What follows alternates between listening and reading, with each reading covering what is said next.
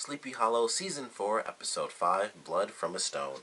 Really like this episode. I think they did a really good job blending both sides of this story as far as our heroes and our main villain.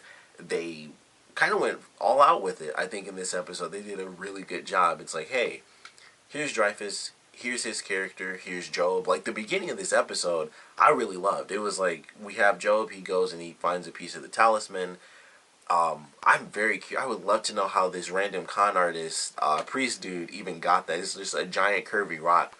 Why would he even think that that meant something? Like, why would he use that as his symbol to begin with? But I was like, whatever. It happens. It happens. So he goes, takes this dude out. He gets the piece of the talisman, which we later find out is actually the Philosopher's Stone, which is very interesting because for those of you who don't watch The Flash, they recently dealt with that. And it was the exact same thing. It was the Philosopher's Stone. It wasn't a big thing like they're doing in this show. It was literally just like a tiny stone in a box. But it was just very interesting. Like, everybody's on the Philosopher's Stone this year. And so he gets the piece of the Philosopher's Stone, and he's just walking out. And this random dude comes with like a mystical super bat and like blows half his face off, which visually I thought that was crazy when they actually showed it and his face was all messed up and then it's healing. And he seals him in this random field next to this tent with this crazy sigil on his arm, which I thought they did a lot of cool stuff with Ansel. And honestly, I kind of hate that he died in this because I was like, he was actually a cool villain. Like visually, having the spells on his body and they burned out, like they were literally bleeding because that's how sigils work. They would work one time. So he seals Job, and I'm sure he'll be back. If not in the next episode, then the one after. We'll just have to see how that plays out. And he could be in the promo. Once again, I still haven't remembered to set this thing to record. I'm never here to do it, and I always forget during the week. So I'm still watching it on Hulu every week. So I don't know the promo for the next episode. But he was still like, in that stone, and I just thought that looked really, really cool. Or like, almost like a ruby crystal. So I was like, that's an awesome way to start the episode. We have this random villain who takes out Job, the crazy supernatural bodyguard demon of Dreyfuss.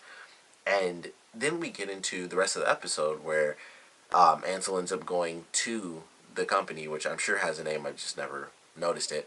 But he goes to basically kill Dreyfuss, and he totally kills the guard at the front, which he took a long time to do. Because I'm like, I know he's going to kill this guy, but he's waiting for him and stuff. I'm like, I know he can do this spell from the extra 10 feet behind while the guy's behind the desk. But for whatever reason, he waited for him to, like, get on his walkie-talkie to start killing him. And so he goes in, he sets up the Greek fire, which I thought it was cool that they brought back the Greek fire. I would have loved to have seen it just because I love the visuals of the blue flames, but that would have killed everybody because it can't go out. But it was cool that they brought that back, and this really forced Dreyfuss to just admit everything that happened to Ichabod and the detective, whose name I still cannot remember. But I love that sequence because we meet Ansel early on in the episode when we see the video, and it's like, okay, well, who's this guy and what happened to him? And it's like, oh, he passed away a long time ago, and he still teaches me every day that life is fleeting and you just never know what's going to happen. And he has this really weird conference where he seriously said like 5 lines, and he's like, thank you, and he left. That really, I thought that made no sense. Maybe that was just me, but I was like, this is really weird, because I thought it was going into this really big speech, and then he played a video of him being super happy with his buddy, and then he's like, and he taught me this, and then he just left him like with a philosophical question after talking for 2 minutes, and it's like, thanks, and he left. And I was like, that was weird. That just seemed weird to me. It seemed like there was supposed to be more there. But we see this guy and we find out that he's dead. And then when we get the truth, it's much more intense. We get the first part of the truth from Dreyfuss himself, where he's like, I kind of hated Ansel. He was my friend, but he became the face of the company. So basically Dreyfuss was jealous that everyone wanted to talk to Ansel, although he was the brains of the operation. So he got drunk. He took every bit of data that he had, and he's driving with it. He ends up crashing the car, and he wants to make a deal. And so the devil comes along and it's like, okay, this is how this is going to play out. Send my contractor Job. He tells him, like, if you want this, all you have to do is sign. And of course Dreyfuss does, because he sees what would have happened, which I don't know how to code, but I do know for a fact that if you know how to code, you can lose everything and start over. It would take a long time, I do know that, but I'm like, that's just insane to sell your soul away for that.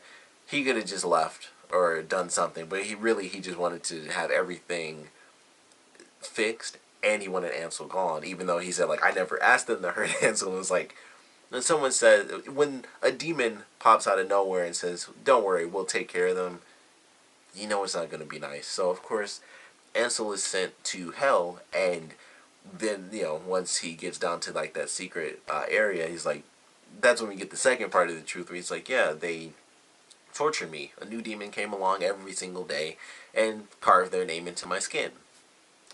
Real crazy.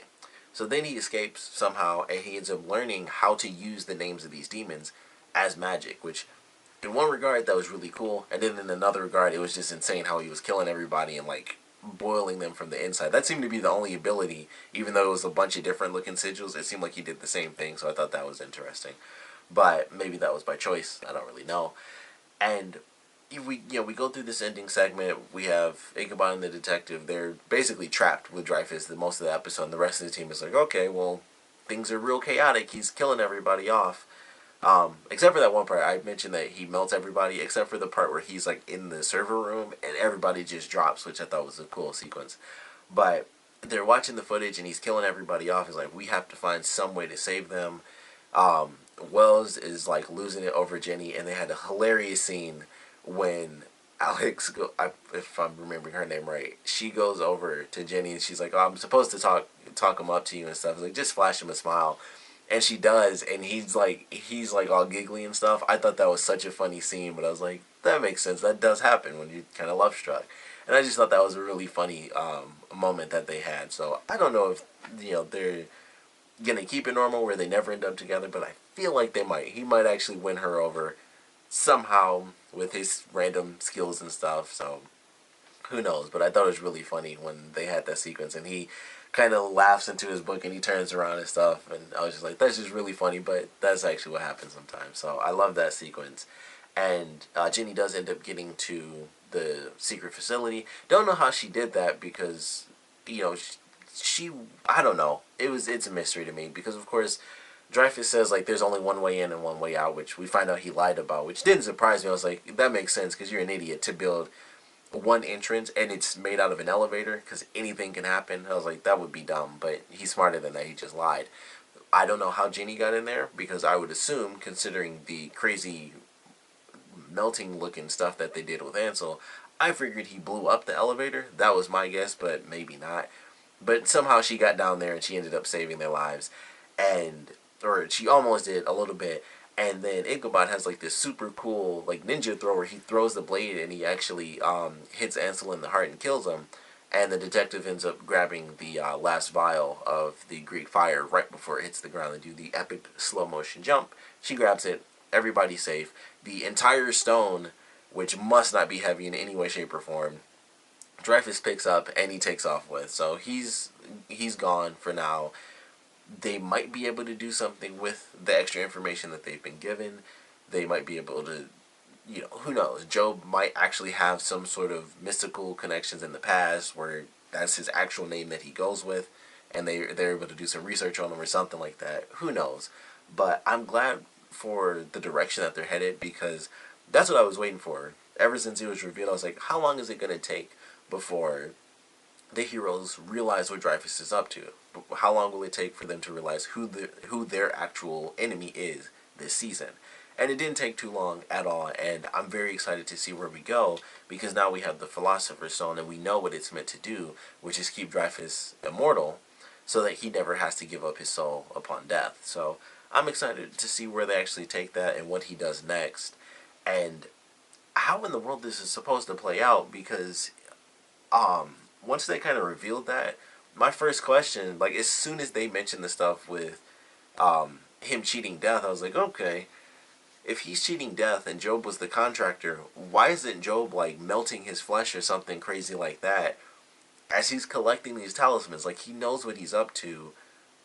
Why is he doing that? Why is he with them in general? He was just the contractor. So maybe there's some extra bit of backstory that we just don't know yet that has caused Job to actually side with Dreyfuss more than the devil, who technically was Moloch in the series. So maybe that's a part of it where, you know, Moloch was destroyed and Job was like, well, there's no real reason for you to give up your soul when the devil can't actually take it because the devil's gone now. So I feel like there's some extra bit of content that we're missing there as far as why Job would actually let him even collect these talismans, why he'd help him, because he did help him. Like, he blew up the Lincoln Memorial head. He blew it up so that they could get to the circular piece of the stone. And I'm like, well, if he was supposed to be the contractor and stuff, you'd think a part of that would be, no, you can't have any parts of the Philosopher's Stone. And of course, Dreyfuss wouldn't be able to stop him. He could just push him to the ground and then just, like cast the stone into the ocean if he wanted to. But for whatever reason, he doesn't. So I feel like there's something there. And of course, we find out in the end of this episode that the map from the last episode were ley lines directly to the parts of the Philosopher's Stone, and the last piece that they need to complete the entire outer ring is in Sleepy Hollow. So of course we're headed back. I'm glad they're doing that because I thought we were going to be in Washington the whole time, and it's nice that they're actually going back, because I was a little upset when they first moved out there. I was like, oh man, they're like literally changing the whole location, but they're at least going back. They aren't just letting it go 100% and only keeping it a name. So I'm excited to see what we get in this next episode. I think this was, like I said, a really good episode. I'm really enjoying this season. I said it before, like I was a little worried what was going to happen, but I think they have done a great job kind of redoing and revamping the show. And I like these characters. I like where they're headed. It's very odd how they're doing it now, though, with this new type of villain where he's bad, but he's not really going after them to kill them. He's kind of just a crappy dude, and that's pretty much it. And it was like, especially with Ansel in this episode, I was like, I wouldn't mind if Dreyfuss died, but I know he's the main villain, so of course he'll end up living. But I was like, man, that sucks, because I was like, I kind of wish they just talked with Ansel, or something could have worked where he didn't die. But of course he went full villain, where it's like, not only do I want revenge, but I have to destroy everything this person made, because somehow that makes a difference. So, of course, the Greek fire thing was like the only reason, because if he was only going to kill Dreyfuss, it wouldn't have mattered. But of course, he has to get his revenge and wipe away everything this person has ever created, including all the innocent people. It wasn't like, get out and then I'll destroy it. It's like, no, just, Greek fire, everybody's dead. So naturally, they have to kill him because he went, full villain, not like, pseudo villain, just a dude who's mad. But sucks that he's gone. I did like him as a villain. I thought it was pretty cool. And he was like the tragic villain, where he's a villain solely out of circumstance of rage, where if he didn't go that extra step, they probably would have just let him kill Dreyfuss and just be like, alright, well, done with it. But with an actual TV show, he has to go that extra step. And sadly, that's what ends up happening. And they have to kill him for it. But I really like what they did with this episode. Thought it was a great amount of backstory for Dreyfuss. Like I said, I personally think that there's still a bit more backstory that we haven't gotten, as far as the Job thing and why he would even help him get the talisman stuff. Maybe he, most demons, and at least most supernatural stuff I watch, most demons were at some point human until they either died and stayed or sold their soul or something like that. So maybe that's what it is, where they both want to use the talisman or the Philosopher's Stone. So we'll see how that plays out, but I like this episode, of course. Would love to know what you guys thought about it, so please comment below. Let me know your favorite parts, your least favorite parts were, and I definitely want to know how you guys think the Philosopher's Stone is going to be used in this season. I don't know for sure if Dreyfuss will become immortal, but I feel like something's going to happen where someone ends up using it in some way, shape, or form.